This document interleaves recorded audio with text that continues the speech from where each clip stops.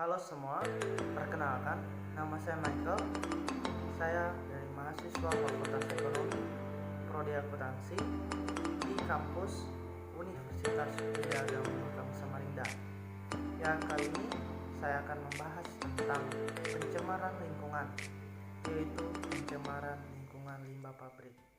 Pencemaran lingkungan limbah pabrik dapat menimbulkan kerugian bagi makhluk hidup, baik hewan, tumbuhan, dan manusia sejatinya. Pencemaran lingkungan merupakan kondisi di mana lingkungan terkontaminasi oleh zat, makhluk hidup atau energi lainnya. Selanjutnya, jenis-jenis limbah.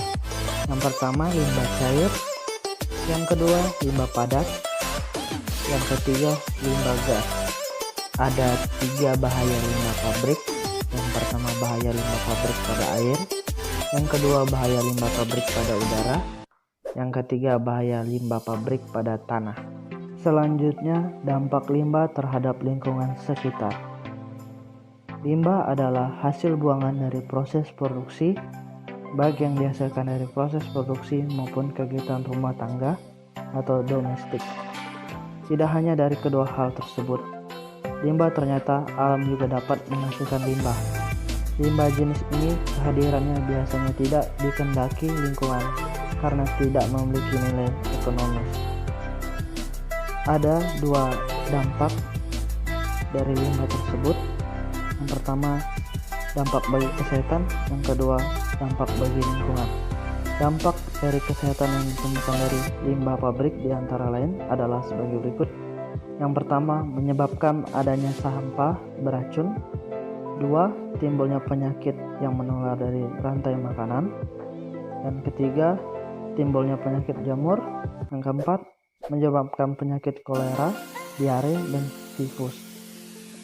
Yang kelima, timbul sampah yang dapat menimbulkan penyakit yang berhubungan dengan tikus. Yang keenam, timbul sampah yang akan menjadi tempat perkembangbiak lalat sehingga mudah menularkan infeksi. Dampak bagi lingkungan, selain akan berdampak pada kesehatan, adanya limbah pabrik ini juga dapat menyebabkan dampak buruk bagi lingkungan. Adapun beberapa dampak negatif yang disebabkan oleh limbah pabrik bagi lingkungan antara lain adalah sebagai berikut. Yang pertama, menurunnya kualitas lingkungan. Yang kedua, menurunnya estetika atau nilai keindahan lingkungan. Yang ketiga, terhambatnya pengembangan negara. Yang keempat, membuat lingkungan kurang nyaman untuk ditempati. Yang kelima, membuat makhluk hidup yang terkena pencemaran menjadi musnah atau mati. Dan selanjutnya, dari dampak tersebut memiliki sisi positif dan negatif. Sisi positifnya adalah dapat didaur ulang, biasanya dari limbah anorganik seperti plastik yang dapat dijadikan menjadi tas dan dapat dijadikan sebagai pupuk alami.